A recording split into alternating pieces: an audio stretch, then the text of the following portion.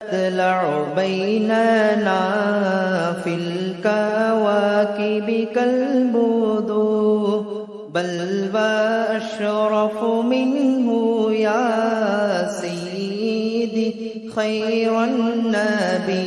அஸ்ஸலாமு அலைக்கும் வரஹ்மத்துல்லாஹி வபரகாத்துஹு.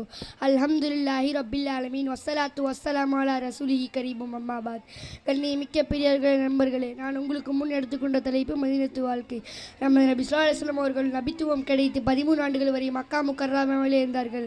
தொடர்ந்து தீனுடைய சேவைகளை செய்து கொண்டே இருந்தார்கள். மேலும் பல விதமான இன்னல்களையும் சகித்து வந்தார்கள். இக்காலகட்டத்தில் மக்கத்து வாழ்க்கை எனப்படும். அதன் பிறகு நபி ஸல்லல்லாஹு அலைஹி வஸல்லம் அவர்கள் மதீனாவுக்கு ஹிஜ்ரத் செய்து அங்கே 10 ஆண்டுகள் தங்கியிருந்தார்கள். இக்காலகட்டத்திற்கு மதீனத்து வாழ்க்கை எனப்படும்.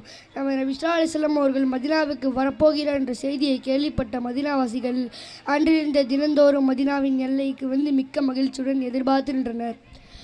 சிறுவர்கள் மகிழ்ச்சியுடன் எங்கள் நபி ஸல்லல்லாஹு அலைஹி வஸல்லம் வருகிறார்கள், எங்கள் நபி ஸல்லல்லாஹு அலைஹி வஸல்லம் வருகிறார்கள் என்று கூறிக்கொண்டு வீதி வீதியாக சுற்றி வந்தனர்.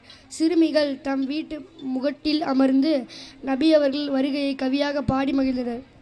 நபிகளார் மதீனாவுக்குள் நுழையும் போது மக்கள் பாதையின் இருமருகிலும் வரிசையாக நின்று வரவேற்றனர். மதீனாவாசிகள் ஒவ்வொருவரும் நபி அவர்கள் தம் வீட்டில்தான் தங்க வேண்டும் என்று ஆவல் கொண்டனர்.